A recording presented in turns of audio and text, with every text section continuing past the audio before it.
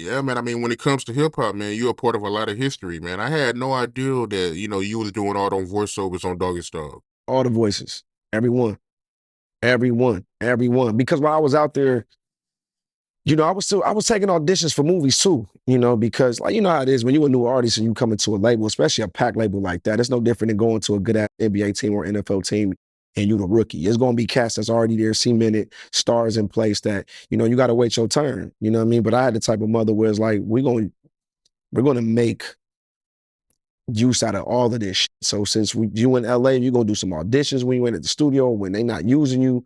And that's what I did. I went out, I'm doing Family Matter auditions and so I'm out here getting the Hollywood uh aspect of the game as well. So when it was time for me to do the voices, it was easy. All the forget your mother and okay, I want to be a fireman and all that. Just born with that shit. Crazy, man. I had no idea that that was you, man. But I want to ask you, them two unreleased songs, right, that you recorded on Death Row, who wrote them for you? Because I know you was a kid at the time, so Nah, I'm just curious. yeah. So Corrupt, I want to say Corrupt wrote the one that he was on. That record is called After 3 o'clock. And then Dave Unk wrote that. So there's two versions of Dave that's out on YouTube floating around. You're gonna hear the one with me, and then you're gonna hear a version with Snoop.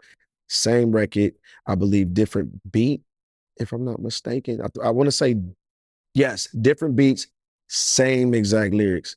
So I just dropped a gem on y'all, so they can go run and look it up.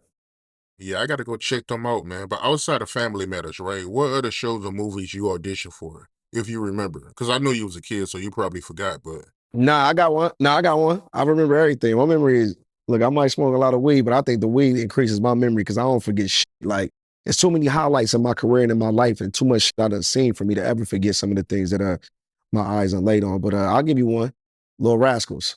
I went out for the Little Rascals. I went out for classic. yeah, I did. I went out for Little Rascals. Of course, I believe everybody knows what character Buckwheat, I went out for because I had the hair and everything. So I remember going to that audition. I didn't get that, of course.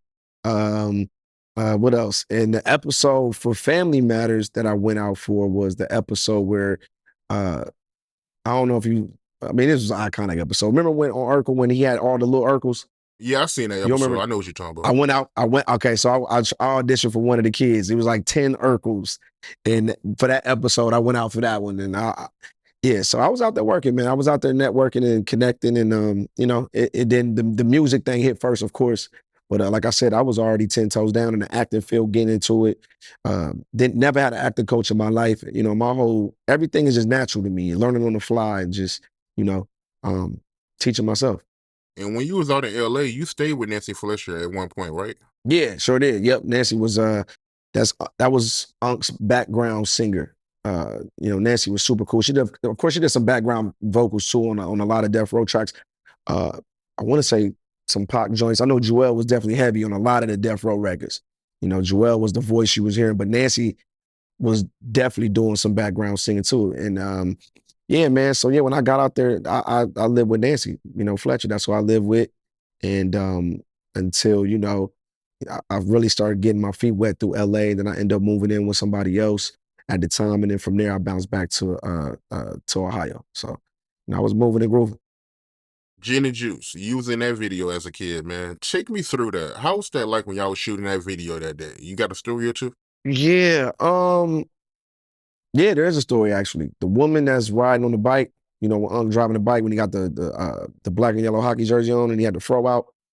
Uh, the hair braiding scene on the porch, that was supposed to be my mom. My mom was supposed to play that scene. Braiding hair. I remember my mother was on set with me when we did the Gin and Juice video.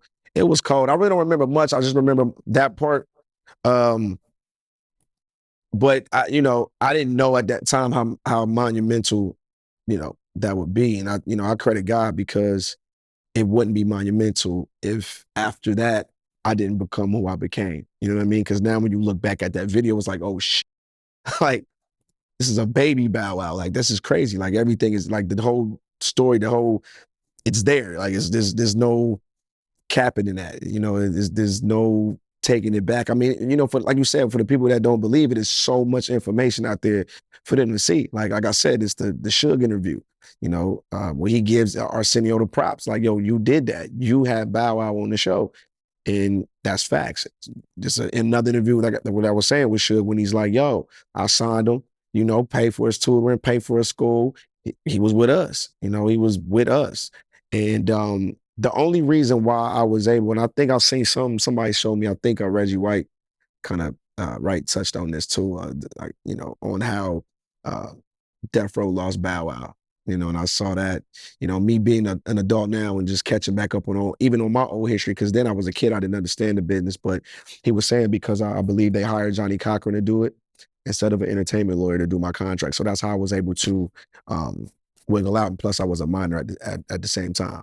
So that's out there too. I saw that interview. So I'm like, damn, that's how, okay, damn, Johnny Cochran was, I didn't even know. All right. So, you know what I mean? But yeah, the information is there. I mean, that's my birthplace. I always say that. Death Row was the birthplace. That was the start out place for me. And I've seen a lot of shit with these eyes. And as a kid, man, you gotta be talented as fuck, and you gotta be one of the ones to be over there and run with that crew. So, like I said, I'm happy to have that under my umbrella. Real talk, man. And when you was on Death Row, did you have any kind of interaction with Tupac? Because I remember you saying that y'all both did a show together, right, in Cleveland? Yeah, you wanna know what's crazy? You talking about, it was like a Death Row concert, Yep. and Pac was on the stage, like a million motherfuckers on the stage with him when he came out, and there was like a little boy on the stage, right? Or are you? Yeah. I think I know what you're talking about. That wasn't me. Okay.